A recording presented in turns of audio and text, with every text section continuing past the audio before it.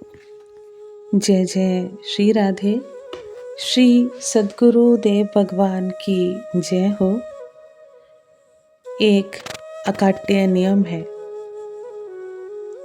मन से एक ही काम होगा, श्री कृष्ण का चिंतन या विषय का चिंतन। आपको विश्वास कोई कैसे करा दे, पर यदि शास्त्र पर विश्वास करें तो शास्त्र इस सिद्धांत से भरे पड़े हैं कि भगवान सर्वत्र हैं। प्रहलाद के लिए वे खंभे से निकल पड़े, उसी प्रकार सच्चे विश्वासी भक्त के लिए आज भी भगवान श्री कृष्ण के रूप में खंभे से निकल सकते हैं। आपके मकान में प्रत्येक खंभे में श्री कृष्ण हैं, पर जब तक आप मकान के खंभे में मन फंसाए रहिएगा, तब तक श्री कृष्ण क्यों आने लगे? वे तो चाहने वाले के सामने आते हैं। आप या कोई भी कहता है कि हे भगवान, मकान नहीं छूटे, धन नहीं छूटे, रुपए पुत्र बने रहें, बढ़ते रहें, तो श्री कृष्ण कहते हैं ये मेरे श्री कृष्ण रूप को नहीं चाहता, पर ये मेरा जो माइक रूप है, अर्थात माया वाला रूप है, धन पुत्र मकान, उसी को चाहता है। तब मैं अपने असली रूप में क्यों आऊं? सारांश ये है कि श्री कृष्ण को ढूंढने जाने की आवश्यकता नहीं है। आवश्यकता है मन से सब कुछ निकाल कर उनमें मन फंसा देने की। फिर तो जो यथार्थ वस्तु है वह सामने आ ही जाएगी। श्री कृष्ण ही श्री कृष्ण है, दूसरी वस्तु है ही नहीं। ये प्रत्यक्ष करके आप निहाल हो जाएंगे। यही दृष्टि श्री गोपी जनों की थी। जहाँ दृष्टि पड़ती थी वहीं श्री कृष्ण उन्हें प्रत्यक्ष हो जाते थे। बिल्कुल ही अंधेरा खाता है, गीता का पाठ करते हैं पर उसके श्लोकों पर विश्वास नहीं। होना भी कठिन है, क्योंकि जब चाह ही नहीं, लगन ही नहीं, तब हो कैसे? मन में जलन हो तब तो भगवान के सामने रोएं, पर मनुष्य तो विषयों में सुख देखता है। भगवान के ध्यान की बात सुनने पर केवल मुंह से कहता है हाँ अच्छी बात है, पर भीतर से वह उसे झूठ ही समझता है। नहीं तो विषय नहीं छूटने पर मन 24 घंटे रोता रहे।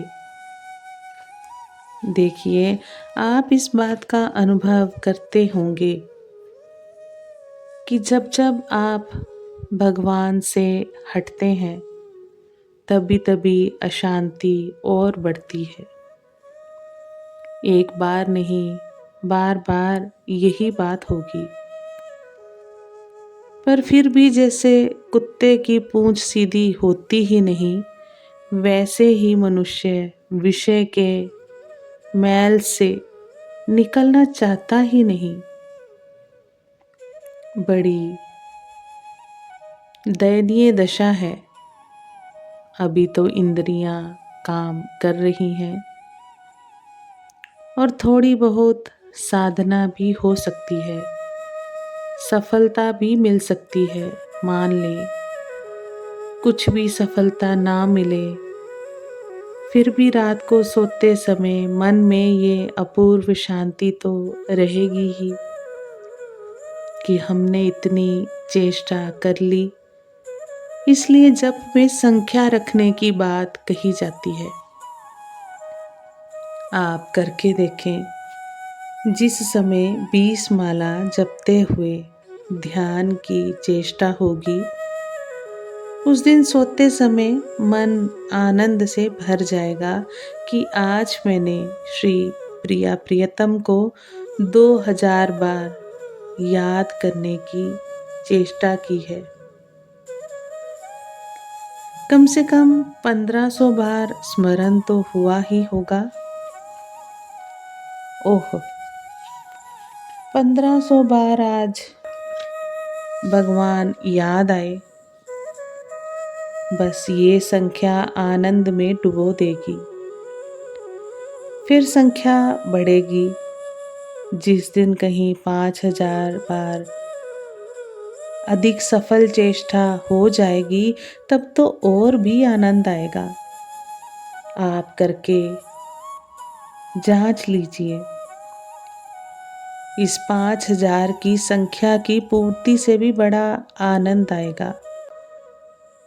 अवश्य ही जैसे बताया है वैसे करने पर होगा।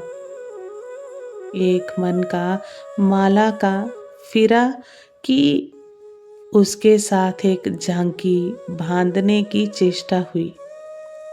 इस प्रकार एक माला पूरी होते ही मन में ये स्फुरना होगी कि 100 बार चेष्टा हुई। अच्छा, 20 बार ठीक नहीं भी हुई होगी तो 80 बार तो ठीक हुई ही होगी। कितना आनंद है, कितने सौभाग्य की बात है। मुझे 80 बार श्याम सुंदर राधा रानी को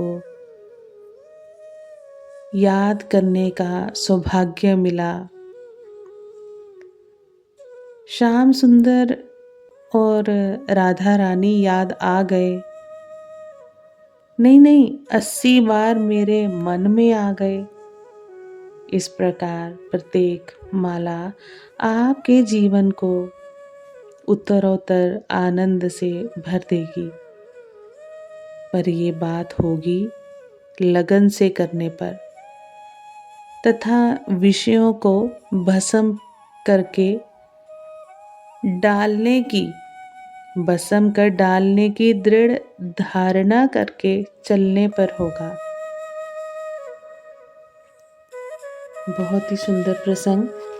इसको हम बार बार चिंतन करें, श्रवण करें, मनन करें।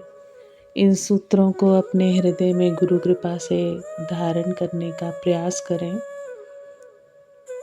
आप सभी वैष्णव जन को श्री हरिवंशी श्री सद्गुरु देव भगवान की जय हो। जय जय श्री हरिवंश।